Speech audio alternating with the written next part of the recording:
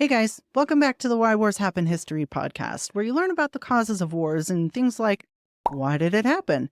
Was it inevitable? Who was involved? Sometimes I go back hundreds of years just so we can understand what the hell happened. And if you want to talk more about war, we also have authors, historians, war generals, royalty, actors, filmmakers, a whole bunch of people come on as guests, and we talk about everything about war before, during, and after war. So let's go. Welcome to the Why Wars Happen History podcast, where we have narrated history episodes, and we also have interview episodes where we sit down with filmmakers, authors, historians, and we talk about history and war. Today's guest is Martin Dugard, who's a New York Times bestselling author of the Taking series. And we'll get into that in a little bit here. And he's also the co-author of a super popular Mega Million selling Killing series. And he's the author of today's book, Taking Midway, Naval Warfare, Secret Codes, and the Battle That Turned the Tide of World War II. Martin, thank you so much for joining us today. Oh, thanks. Thanks so much for having me. Yeah. So I have to ask, Bill O'Reilly is you're a co-author with Bill O'Reilly, and he said that you're the most successful co-author of nonfiction books of all time. What did he mean by that? Like volume? Like what? I'll take it. You know, when he says that, I always think of like the Bible. You know, it's all those co-authors. No, it's just we sold all these books, and it's a big series. It's so I think it's 20 million or something like that. So Yeah. when it comes to nonfiction, it's I think the best selling. I mean, I'm probably speaking out of school, but I think it is the best selling in history, which would make me the best selling co-author. But I like to think of him as my co-author, so it kind of goes both ways. That's how we'll say it today. Bill O'Reilly is your co-author. That is really cool. And you have this, so you have this Taking series, Taking London, Taking Paris, Taking Berlin, and now Taking Midway. Was this kind of a thing that you're like, that's on the horizon, I know I'm going to have to do it? Did you dread it, or was it exciting? No, you know what? I started working with Bill in 2010, and we at the time we shared an agent, so the connection was easy. You know, it was never political. It was always about history. And we collaborate well together. And the books, it was just supposed to be Killing Lincoln, but it did so well, made the bestseller list, right away. So then we immediately got a contract for Killing Kennedy, then Jesus, and it just kind of just spiraled. But I think I knew at some point, because I'd done so many books of my own before that, it's nice because those books are written, I write them, I research them, we turn them into Bill's voice. Bill makes his own edits, but let's face it, those are Bill's books. They're in his voice. It's supposed to sound like Bill. And I like to write in my own voice. So that at some point I knew that I was going to have to go solo, and it was going to maybe even to the point that I'd have to write two books at the same time for a while, which is hell. Oh, yeah, that's wow. Yeah. But I tried to write the Taking series with a very distinctive voice, and it's, someone who works with Hollywood, you would understand this. It's much more cinematic. It's, some of the, it is. So it's supposed to kind of rise up off the page and be much more, and that digressions I make are stuff that Bill would never allow. So sometimes they get to riff, and it's nice to put your own voice on the page, is what I'm saying. So the Taking series has been tremendously fun for me. That's awesome. That's a great word to describe it too. Cinematic. That is what it felt like reading it. Oh, thanks. Yeah. And so can I ask, we open up and we're on this British ship, the Prince of Wales. These guys are stationed out in the South China Sea. What are they doing there? Well, we think of December 7th as Pearl Harbor, but December 7th was attacks all across the Pacific. The Japanese struck, Wake Island. They struck, on the Malayan Peninsula. They were in Borneo. They were everywhere. And the reason I chose to open with Singapore two reasons. Taking London, which is about the Battle of Britain, actually closes with a scene on the Prince of Wales with Roosevelt meeting with Churchill after the Battle of Britain. So I wanted continuity between the books so readers could finish Taking London and go straight into, well, what's happening with the Prince of Wales now? Churchill's not here, but, it's about to get sunk. It's in a really bad position. That's cool. And the time the Prince of Wales was the biggest battleship in the world. It was there was a Japanese ship that was bigger, but it was huge, so it was considered unsinkable, which to me is always the kiss of death when they say that about a ship, Yeah. So, and the funny thing is once you get to know a character, whether the character is Churchill or Roosevelt or even a ship, because when you write about something, you describe it in a very intimate fashion. You don't want bad things to happen to it or the individual.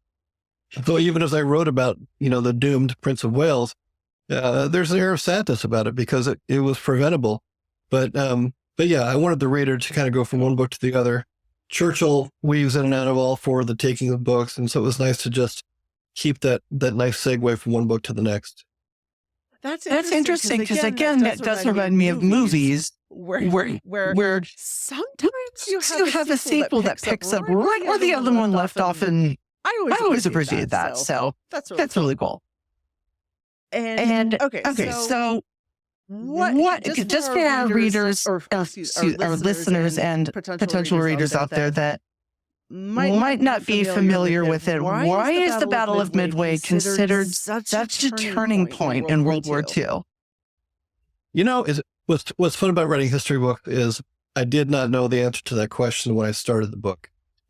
I just heard about it. I'd seen the movies. Yeah. I knew it was important and I knew it was something worth writing about.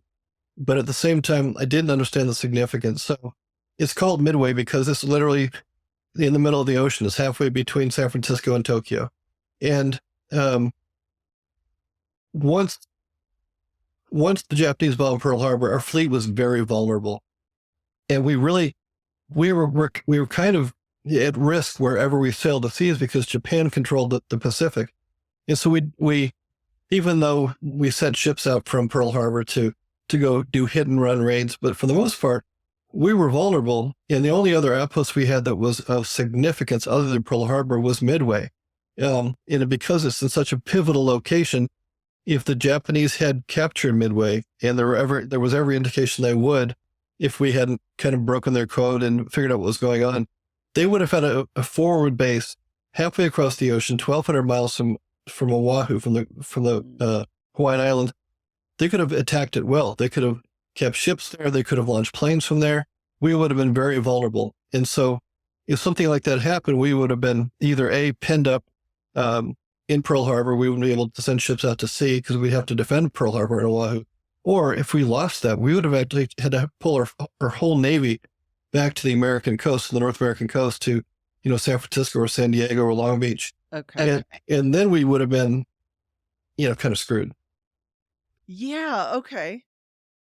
So bringing that into, some people might ask why, if this was such a huge, decisive battle, a few years later, are we having to drop the atomic bomb on Japan to officially end World War II? Like, why did this battle even what would have been different if we hadn't been involved or if we had lost? If we had lost Midway? Well, what would happen if we lost Midway? They probably would have sunk all of our aircraft carriers. We had 3 at that battle. We were building aircraft carriers, but we didn't have a whole lot in the Pacific at the time. So that meant that they would have sunk our aircraft carriers, when instead during the battle, we sunk theirs. And aircraft carriers take a long time to build. And so Japan didn't have time the rest of the war to rebuild those carriers that they lost. So that was really pivotal. But it allowed us to push forward and wage that war that we waged, where we kind of island hopped up the Pacific, getting closer and closer to Japan with every one. Now, the argument for and against the nuclear bomb, you can say, okay, we were going to attack the Japanese homeland. Even children were being taught how to repel the invaders. We would have lost a million American lives, which is, quite a bit more than the Japanese that were killed. On the other hand, when you drop an atomic bomb, you open a Pandora's box of things that can never be put back in the box. Yeah. So did we do that to defeat the Japanese, or did we do that to scare the Russians? That argument can go on. Yeah. Yeah. Yeah. That's one of those hotly debated topics still today. Okay. So what was Japan doing in Indochina and in that whole area during this time, just to kind of set the stage a little bit? Well, the comparisons between Japan and England are pretty close in some respects, just because they're island nations. And when you're an island nation, you're limited to your own natural resources. You have to go other places to get, which is why the British built the empire. They were, pulling in resources from countries all around the world. Well, Japan was trying to do the same thing in Asia. They needed oil, they needed steel, they needed coal, they needed aluminum, they needed rubber. So where do you get those? You go to Borneo for the oil. You go to Indochina for the rubber. You go to places, you take control of them, and you take those resources. So when we cut off steel exports to Japan, that was kind of, and then we tried to do the same with oil. We froze their assets. That was kind of the kiss of death for the Japanese, because as a nation, they would not be able to sustain their military and their growth without those resources. So they had to go find them and get them to sell. That's a pretty good explanation. One thing that shocked me to learn that I didn't know this when I was reading your book is, so Churchill actually went on the Prince of Wales in the middle of World War II, 1941, and there's all these like high-ranking officials that were with them. That's kind of risky. Was that? Yeah, no, it was, Churchill, he's one of those guys that, you love him or you hate him. And I'm very bemused by Churchill, just because he was a very astute politician, but he also lived this fantasy adventure life. When he was younger and thinner, he lived a life of adventure. And once he grew older, and he still wanted to do things like he was, off D-Day. He wanted to be off D-Day during the D-Day landings. He got the Prince of Wales to sail across the Atlantic through these waters infested by U-boats. If they had sunk that ship, they would have lost not just Churchill, but all of his staff, all the military genius of the British. So, it was risky. He had a great time. By the way, too, then they didn't have the kind of communication we have now. So when he did that, he effectively got a vacation from the war, which he hadn't had since it began, and he wouldn't have again until the very end. So he remembered this time very well. But why risk that? It's kind of a weird move to make. It was completely political. And it's the thing,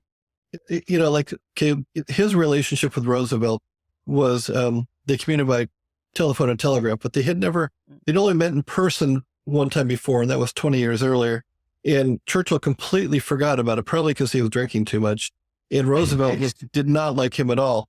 And so the purpose of the meeting was for Churchill and Roosevelt to sit down in the same room, size each other up, and watch each other, because Churchill, more than anything, needed the U.S. to enter the war. And Roosevelt didn't want to do that.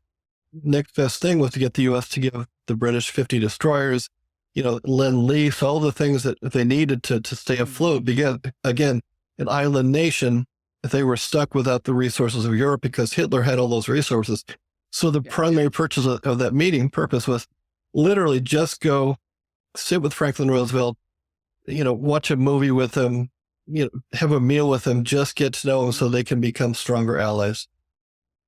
Man, I mean, I know how it turns out. I know the ending, but it's still scary to think about. We're it's really a super great idea. There's a scene where the captain of the Prince of Wales, they come across they're going home. They come through this whole caravan of ships, this big convoy going across the ocean. And, into this convoy, you insert the enormous Prince of Wales, which goes twice as fast as all those merchant marine ships. And Churchill goes to the bridge, and all these ships are honking their horns and sailors are waving at him. And if the captain, realizing that Churchill's having the time of his life, blows past the convoy, does this big loop around to the back and goes right through the middle again just to make Churchill happy.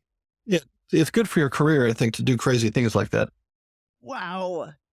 You're freaking me out even more. Draw attention to us. That's wow. Okay, moving on just a little bit here. You have a lot of major characters in this book, and you do a really good job of kind of bringing them alive and bring us into their minds a little bit about why they might have made certain decisions. Let's start with Admiral Chester Nimitz. Yeah. What was this whole thing with this like risky gamble he took, not listening to these conservative estimates of what was going to happen, and he listened to Rochefort instead? Yeah, just like give us a little view of his character, maybe in that moment. You've got to, Nimitz is from Texas. His father died young, and he grew up kind of with that Wild West, you're on your own mentality. And he, when he became a naval officer, he went through the academy and he rose through the ranks. I mean, and he was, just the consummate officer, and he was all about innovation. He was one of the first big proponents of submarines.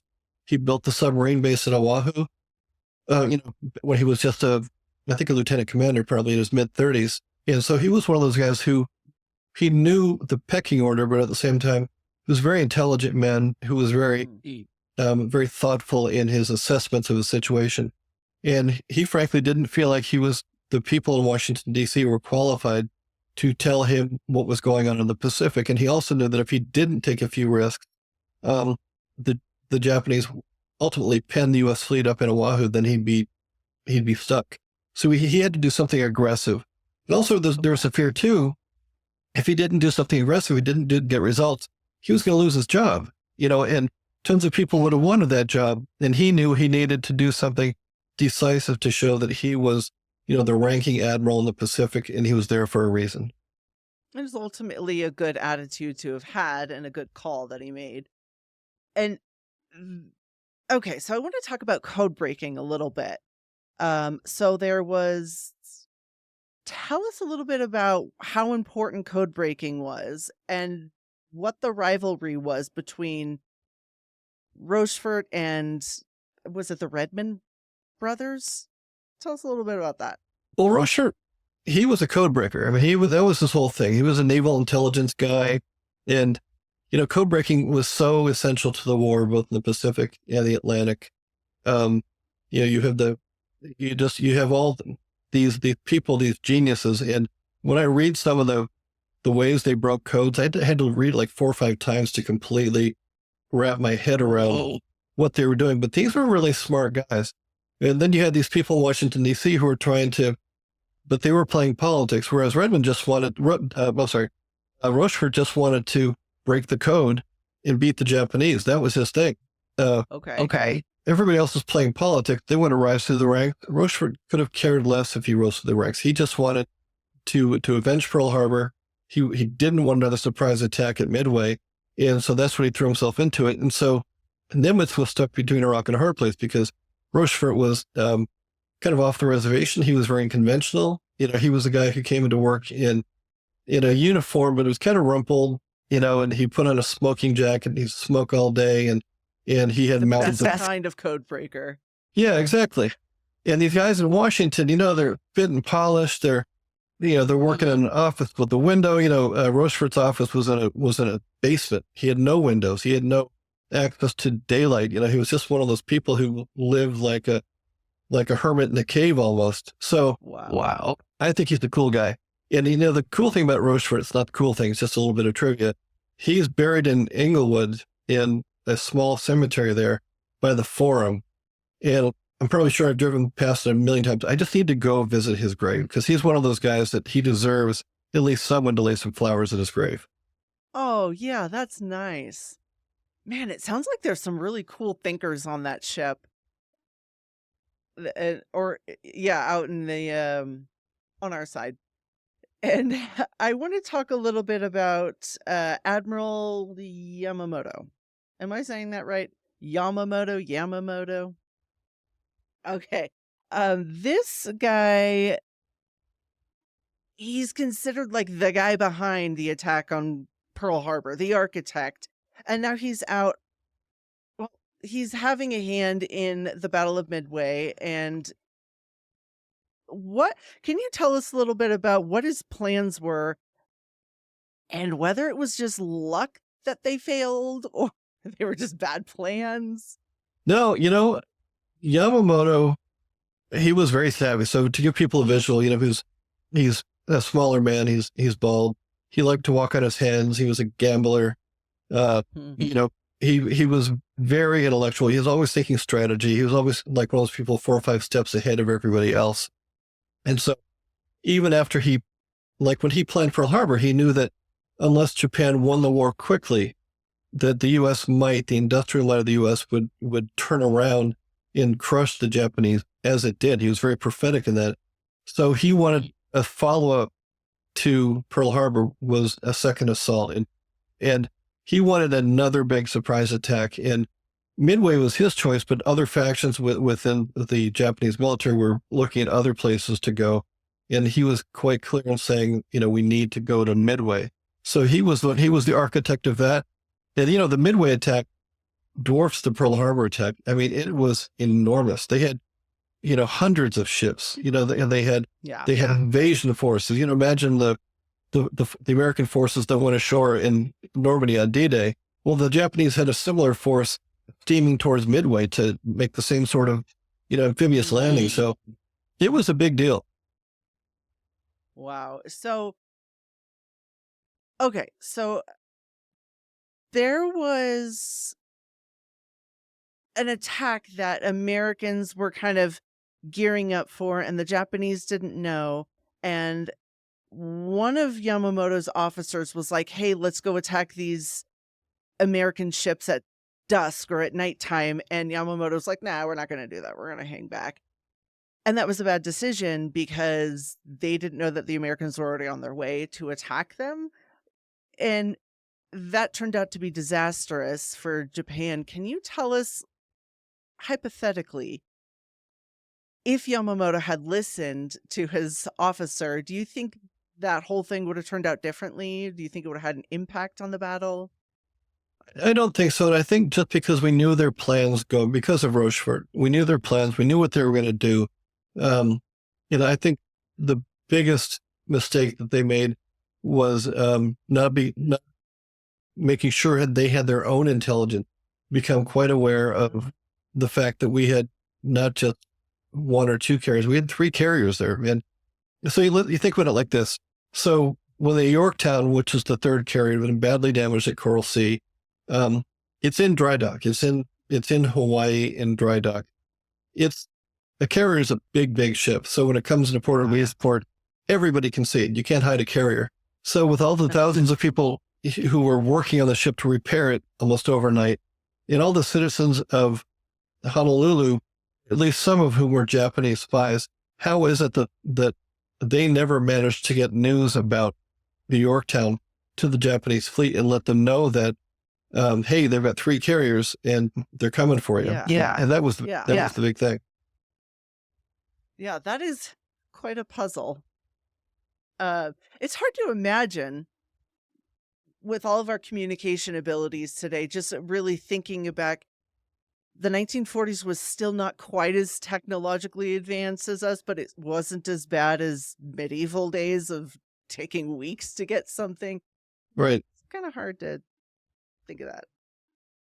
Yeah. When you think about, a lot of code breaking at the time resolved around radio intercept. So they would listen to, the Japanese do their Morse code. It's like they could figure out where ships were. The question is, why was Japan so smug that they didn't put as much money into developing their own code breaking system? Because they had a fairly sophisticated code system of their own, but they could never really crack the American coast to the extent that we could crack theirs. So code breaking really was maybe even more important than just sheer firepower in the Battle of Midway that we're talking about here? It's both. It's both. I mean, if like we knew who was coming and what was coming, but we still had to find their ships, and you still had to send those dive bombers. And, one of my favorite scenes in the book is when they finally locate the Japanese carriers, who were so mythic because these are the same carriers that launched planes against Pearl Harbor.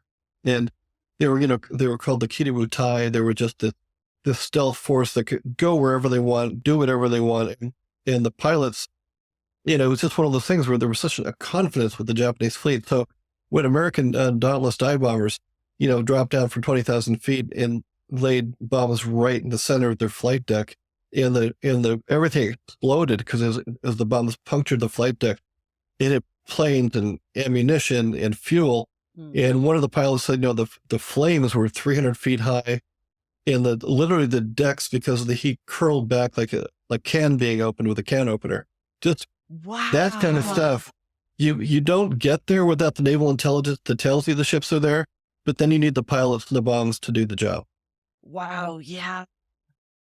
Okay. So other than code breaking, or the lack of code breaking, I should say, were there other major differences between the style that the Japanese was fighting versus how we were fighting that battle? Well, here's the thing. The Japanese went into the battle thinking they were going to fight an offensive battle. And then we went on the offensive before they could do that.